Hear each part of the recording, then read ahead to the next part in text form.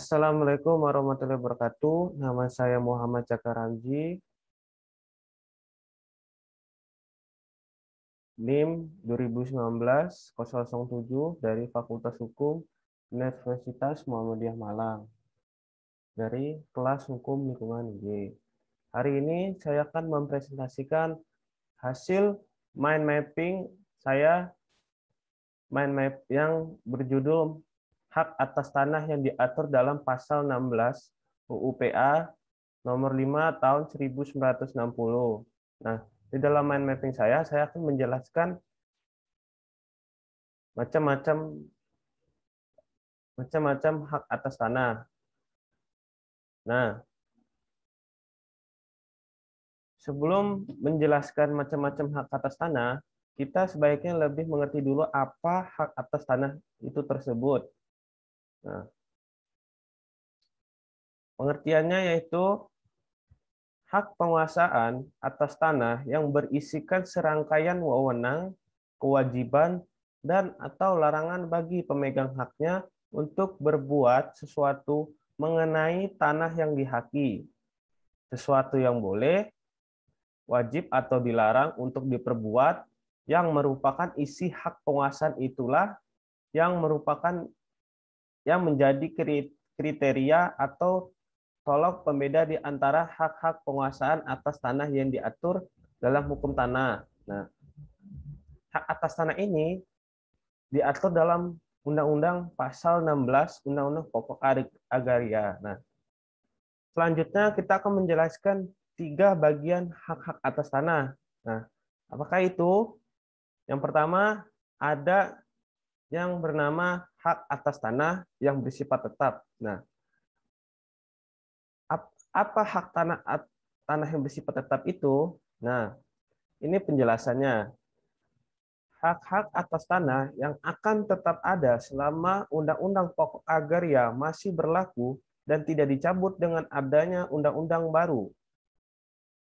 Hak-hak atas tanah yang bersifat tetap ini antara lain meliputi hak milik, hak guna usaha, hak guna bangunan, hak pakai, hak membuka tanah, hak sewa, dan hak memungut hasil hutan. Nah, macam-macam hak atas tanah yang bersifat tetap ini saya akan jelaskan satu persatu.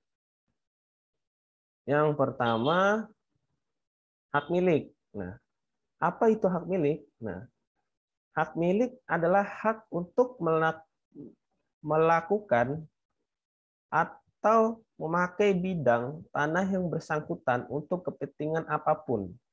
Hubungan yang ada bukan hanya bersifat kepemilikan saja, melainkan bersifat psikologis emosional. Hak milik hanya diperuntukkan untuk berkewarganegaraan tunggal Indonesia. Hanya tanah berhak milik yang dapat diwakafkan. Nah, hak ini adalah model hak atas tanah yang terkuat dan terpenuh. Nah, yang kedua, hak guna usaha. Nah, apa itu hak guna usaha? Nah, di dalam mind mapping saya, hak guna usaha itu adalah hak untuk langsung tanah yang dikuasai oleh negara untuk usaha pertanian. Nah, perikanan atau peternakan.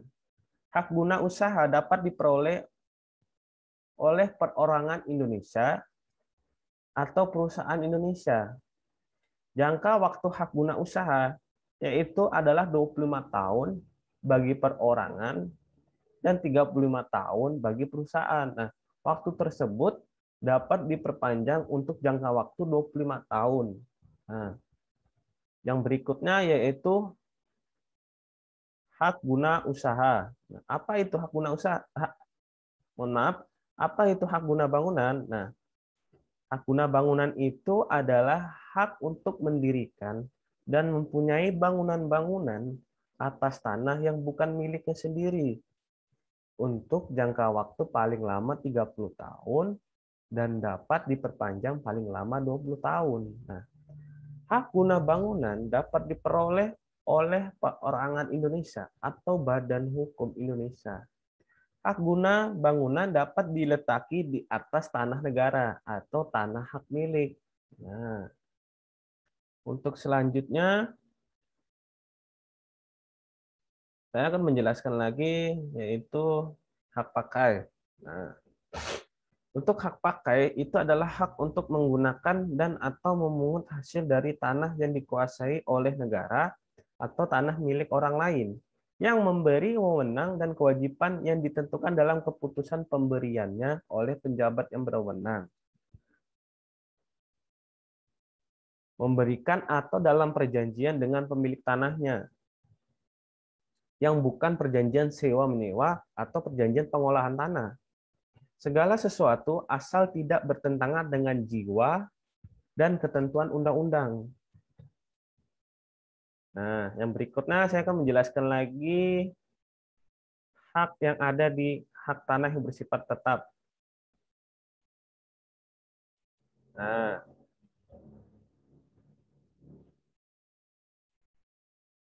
hak sewa untuk bangunan.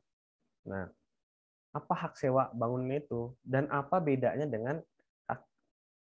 bedanya dengan hak guna bangunan? Nah, hak sewa ini saya jelaskan yaitu seseorang atau suatu badan hukum mempunyai hak sewa atas tanah apabila ia berhak mempergunakan tanah milik orang lain untuk keperluan bangunan dengan membayar kepada pemiliknya. Nah, dengan sejumlah uang sebagai sewa. Nah, pembayaran uang sewa itu dapat dilakukan satu kali atau pada tiap-tiap waktu tertentu sebelumnya atau sesudah tanahnya dipergunakan. Nah, perjanjian sewa tanah ini tidak boleh disertai syarat-syarat yang mengandung unsur-unsur pemerasan.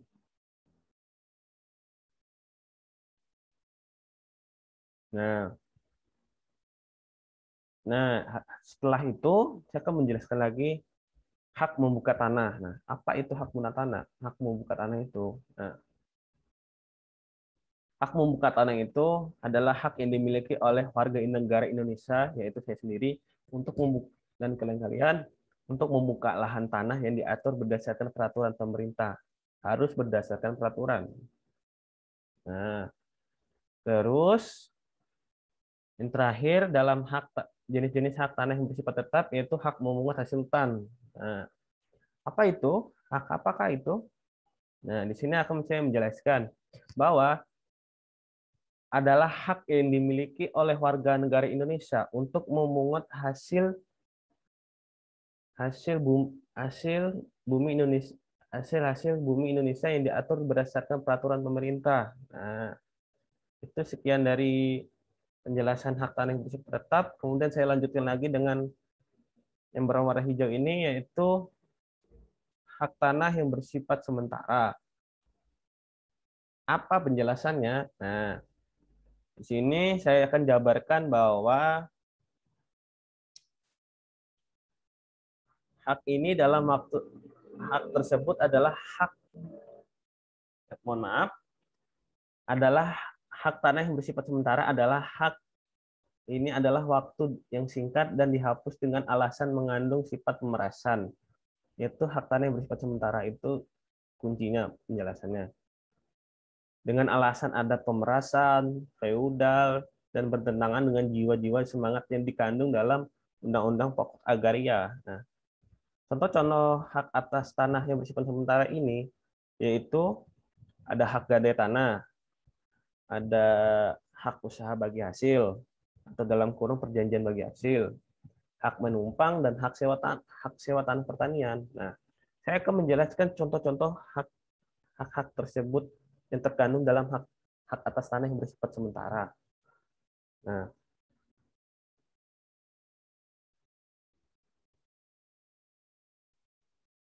yang pertama ada hak gadai. Nah, saya akan menjelaskan hak gadai dulu. Nah, hak gadai itu adalah penyerahan sebidang tanah milik seseorang kepada orang lain. Nah, untuk sementara waktu yang sekaligus diikuti dengan pembayaran sejumlah oleh pihak lain secara cash sebagai uang gadai dengan ketentuan bahwa pemilik tanah baru memperoleh tanahnya kembali apabila melakukan penembusan dengan sejumlah uang yang sama.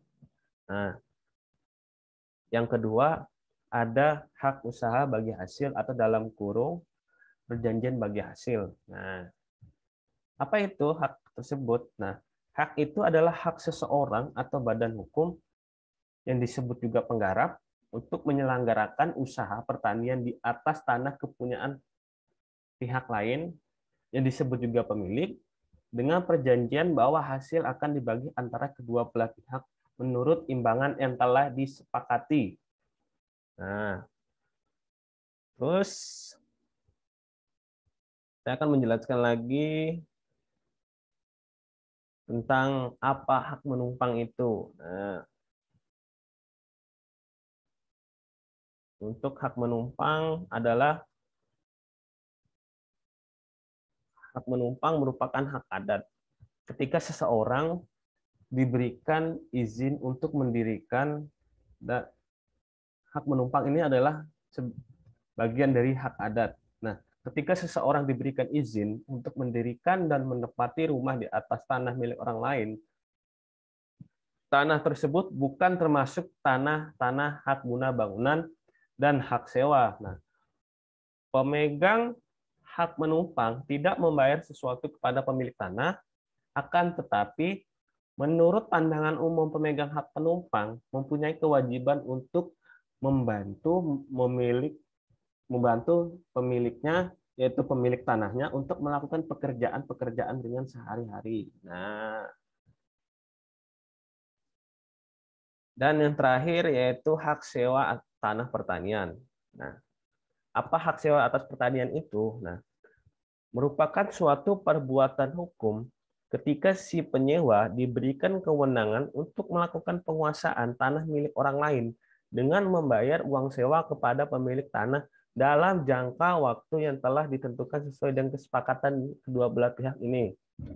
Nah, itu sekian dari contoh-contoh dari hak yang bersifat sementara. Dan terakhir yaitu hak atas tanah yang terakhir yaitu hak atas tanah yang bersifat yang ditentukan kemudian. Nah, hak apakah tersebut? Nah, hak atas tanah yang lahir kemudian yang akan ditetapkan dengan undang-undang. Hak atas tanah yang disebutkan dalam pasal 16 junto pasal 53 Undang-Undang Pokok Agraria tidak bersifat limitatif. Artinya di samping hak atas tanah yang disebut dalam Undang-Undang Pokok Agraria, kelak masih dimungkinkan lahirnya hak atas tanah baru yang diatur secara khusus dengan undang-undang. Itu sekian dari saya. Kalau ada kekurangan, saya mohon maaf, dan ada catatan. Saya menggunakan mind mapping di website ini karena saya sudah membuat mind mapping dari contoh mind mapping di website ini. Saya sudah taruh ke Microsoft Word, ternyata gambarnya pecah sehingga saya menjelaskan di sini. Nah, itu sekian dari saya. Assalamualaikum warahmatullahi wabarakatuh.